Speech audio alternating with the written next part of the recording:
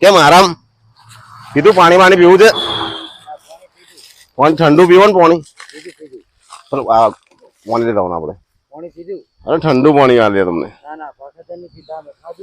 શું નામ તમારું નામ નામ હા કયું ગામ વાવકુલી તો કેમ અહીંયા આગળ આવી કન્ડિશન માં આવી ગયા એમાં મથે કાકા અહીંયા લાવેલા વાડીએ ઘરમાં કોણ કોણ હે મથુર કાકા ને લેમજી ભાઈ તો કેમ રસ્તા પર તમે આવી ગયા અહીંયા વાડીએ થી એ કોમ નહીં આલ્યું અમને કઈ વાડી સેન્ડિંગ વાડીએ ઘેર જવું છે પાછું અગલે જવાનું હોય ભાડું ત્યાં ઓછું પાણી પીવો ના એ પાણી પીતા નહીં ઠંડુ પાણી લો પકડો લો પીતા ચાલો ના પીતા સાહેબ લો લો લો લો પકડો બોટલ પી લો ના મારે અમને મોટા સાહેબ કઈ માથે પાડે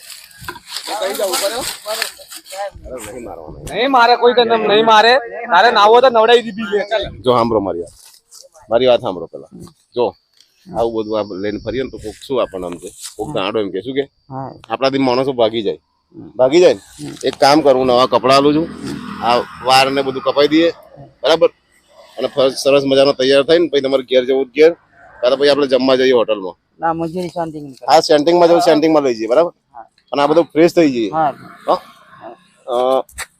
હાલ આપા ભગવાન જે માનસિક રીતે અસ્થિર છે વાળ પણ 1-2 વર્ષથી કપાય નહીં હોય કપડા પણ ખરાબ કન્ડિશનમાં છે એક ઉનાળાની સિઝનમાં તડકામાં ચંપલ પણ પગમાં નહીં આપણે થોડા મિનિટમાં કે થોડું ચાલવું હોય તો ચંપલ વગર તકલીફ ઉભી થાય છે આ ભગવાન ચંપલ વગર ચાલે છે અને ત્યાંના સ્થાનિક એવા ઈશ્વરભાઈ કે આભારમાં મને કોલ કર્યો હતો કે એક માણસ જે બિનવારસી હાલતમાં એક પરોલી પુલની આજુબાજુ 2-4 કિલોમીટર વિસ્તારમાં ફરે છે તો આ ખરી કન્ડિશનમાં હતા તો આપણે એમની જિંદગીમાં કોઈ નવો બદલાવ આવે એક સરસ મજાની જિંદગી જીવે તે માટે આપણે એક પ્રયત્ન કરવા માટે અહીંયા આવ્યા હતા એમની જોડેથી જાણીશું કે એ કેવી રીતે આ વ્યક્તિને આ ભગવાનને જાણે છે થોડોક પરિચય આપજો ને આપણે 2-3 દિવસ ત્યાં ગાડી આવતા જતા જોયેલા એટલે એમની કન્ડિશન બહુ ખરાબ હતી એટલે ઉનાળાના તાપના લીધે એમની પાસે ચંપલ પણ નહોતા એટલે આપણે એમની પાણી પીવડાવી નાસ્તો બાસ્તો કરાવી અને તમને જોણ કરી ખૂબ ખૂબ આભાર ઈશ્વરભાઈ કે ઈશ્વરભાઈના એક કોલથી કોઈ ભગવાનની કે કોઈ માણસની જિંદગી બદલતી હોય તો આપણે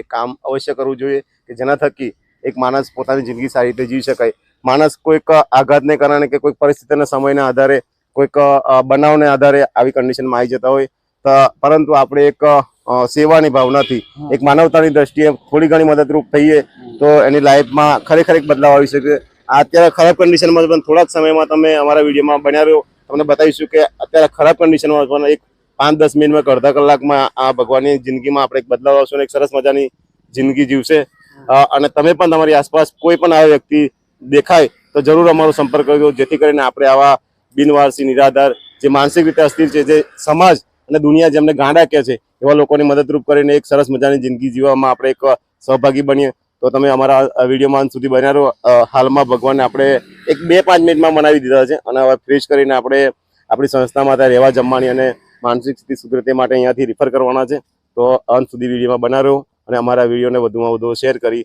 સેવાકીય પ્રવૃત્તિમાં સહકાર આપવા એક નમ્ર અપીલ છે ચાલો નાહવાનું છે આપણે ત્યાં નાહવાની બધી સગવડ છે આપણે હા